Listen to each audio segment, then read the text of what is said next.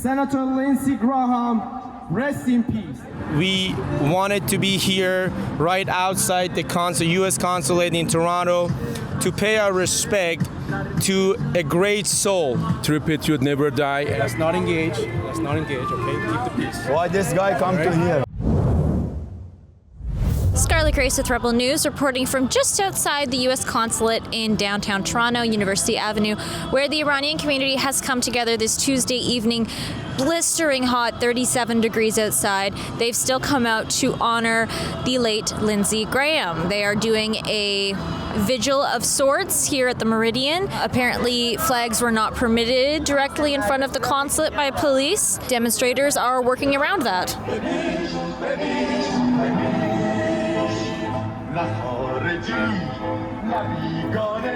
As we all know, we are saddened by the sudden news of a patriot from the U.S., Senator Lindsey Graham, just passed away a few days ago, and all Iranians, almost all of them, who are thinking about Iran, they're really sad because he stood up tall with the people of Iran and against tyranny. He was one of the people who was supporting us like genuinely and always would cry and say, we'll make Iran great again.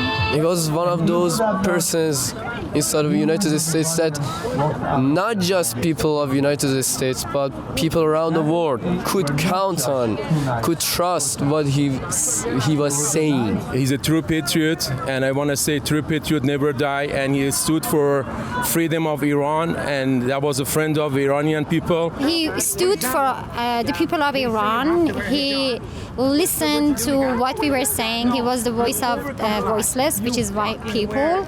And he basically was a nice man, and he was wise enough to know that what is the right side of history. It's a dangerous thing to be in a powerful position and be a free Iran, pro-Pahlavi person. And he was brave enough to be one of those, and that's why Iranians respect him.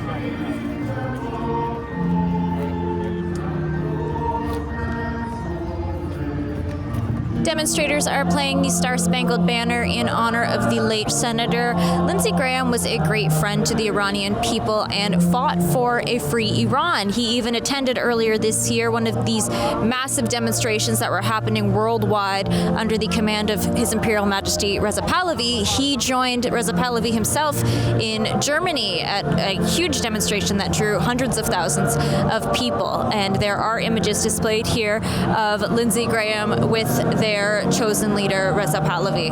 He wanted to help Iranian people free our beloved Iran, and that way, that's a great help for Western countries to bring back security and stability that once we had before 1979 when we had Pahlavi dynasty. Uncle is a term of endearment for Iranians, or a term of placing honor on somebody's name. If you'll recall, there were videos once Trump and Israel, when the United States and America started striking at the regime earlier this year, you'll recall that there were Iranians inside Iran thanking Uncle Trump. Iranians also have referred to Lindsey Graham as Uncle Graham before too.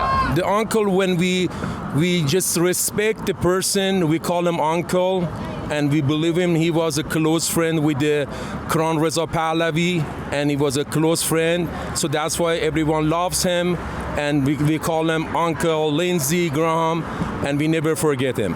He had a meeting with President of Ukraine, Mr. Zelensky, on the same day, or maybe the day before that. He just passed away, and this is really suspicious. This is something that makes me think that maybe probably there are.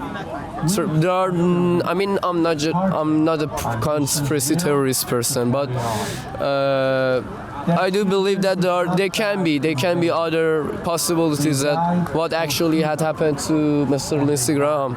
Check out our new campaign at StopIslamicDomination.com. If you want to stop Islamic domination in Canada, please sign our petition. Share it if you can. That is StopIslamicDomination.com. We just want to show our respect and gratefulness that we see these things, and and we won't forget, and we remember that. The U.S. consulate in Toronto has seen lots of attention this year, lots of traffic. I mean, if you'll remember, back in March, there was the infamous shooting of the U.S. consulate in the dead of night. Only days later, the annual Al-Quds Day protest gathered right in front of the U.S. consulate, the same protest that was supposed to be banned years ago by Doug Ford, and only this year did he put in a last-minute motion to attempt to have the protest this year canceled, seemingly due to the timing of it being just a few days after the consulate was shot at.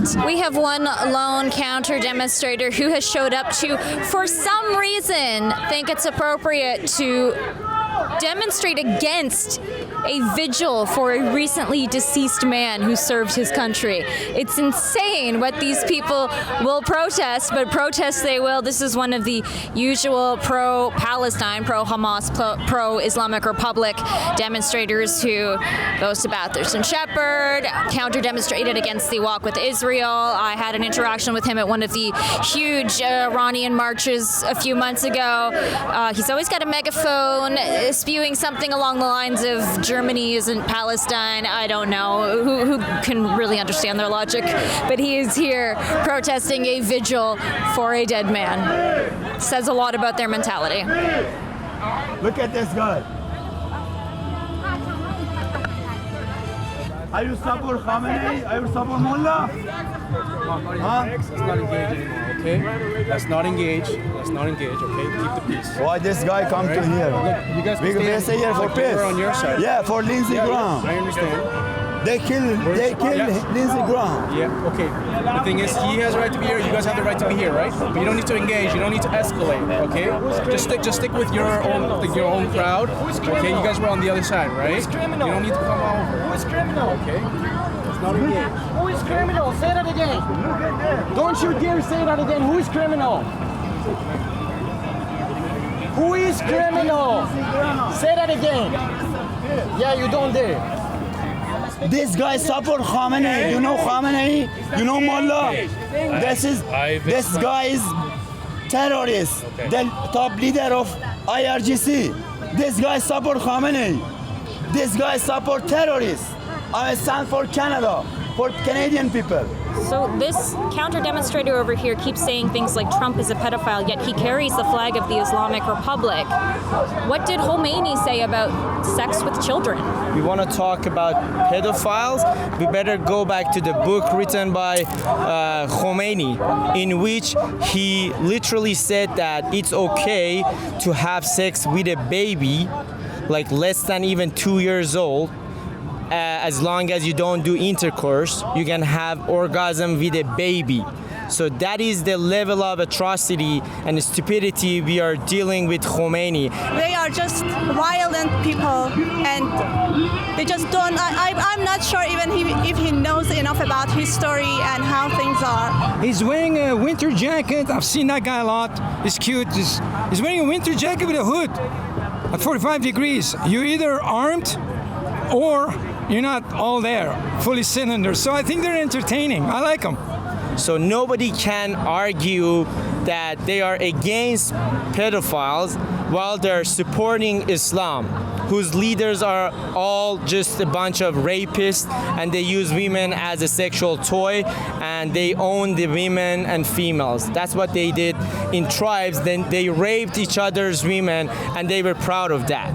So that tells you a lot about Islam, and this guy is a supporter of Islam. So if you want to talk about ration, that's the ration and that's the history.